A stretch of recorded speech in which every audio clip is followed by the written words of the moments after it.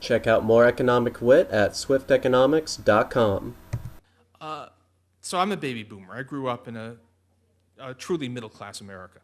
Uh, how did that middle-class society come into existence? It did not, it turns out, it did not evolve gradually. It wasn't that in 1890 we were very unequal, and by 1930 we were less unequal, and by the 1950s we were, in the age of Ozzie and Harriet or whatever, middle-class America. What happened was that quite abruptly, between the late 1930s and the mid-1940s, the inequality of American society dramatically diminished. Claudia Golden at Harvard calls it the Great Compression. In a very short period of time, between the late 1930s and 1945, income differences were compressed. And how was that done? Well, it was political action.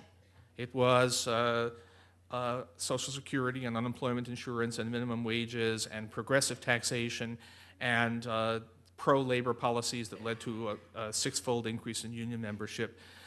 It was also the use of government power to reduce income differences during World War II. But what's interesting is that the more equal society that emerged out of World War II persisted for another 30 years. The whole set of norms that governed our society had changed. Now, what about the rise in inequality since the 1970s? Well, it's a complicated story and with many moving parts, but as you start to look at different pieces, again and again, you find reason to believe that politics is playing a crucial role. So I'll just give you one story. Unions used to be a big factor, and unions are very much an equalizing factor in the distribution of income. The union movement, the United States used to have 30% of its workers in unions. It's now only about 12%. Well, the world has changed, right? There's no place for unions in the modern world. Except there's a funny thing. You go back to the 1960s, Canada and the United States both had about, Canada, the country up there speaks almost the same language as we do, eh? Had almost the same, both had about 30% of their workers in unions. Canada still has about 30% of its workers in unions. The collapse happened only south of that border. How did that happen? Well, if you actually look, most of the really dramatic decline in U.S. union membership occurred during the 1980s. And it's very largely because during the Reagan years, employers were in effect given a hunting license for union busting. Large numbers of people illegally fired with only minimal punishment, fired for voting for a union. Just a change in the environment that led to, it's not so much crushing existing unions as preventing the unionization of new industries, new rising firms. So, why isn't Walmart unionized?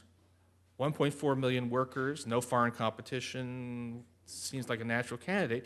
Well, Walmart grew big in an era in which employers were basically free to do whatever it took to prevent a union from emerging. And that's an example of the ways in which politics has shaped the U.S. income distribution. Now, still, there's a puzzle. Not only have we had these political changes that have increased inequality, look at things like tax policy, with the rich getting vastly richer. Why haven't we seen, why have we seen tax rates at the top coming down? Why has the top, back when that socialist Dwight Eisenhower was president, the top tax rate was 91%, and for much of the post-war period it was 70%. It's 35 now. We've had a very aggressive campaign to repeal the estate tax. That's exactly the opposite of what you might have expected, given, normally it's only a few people paying these rates. There should be some kind of populist backlash.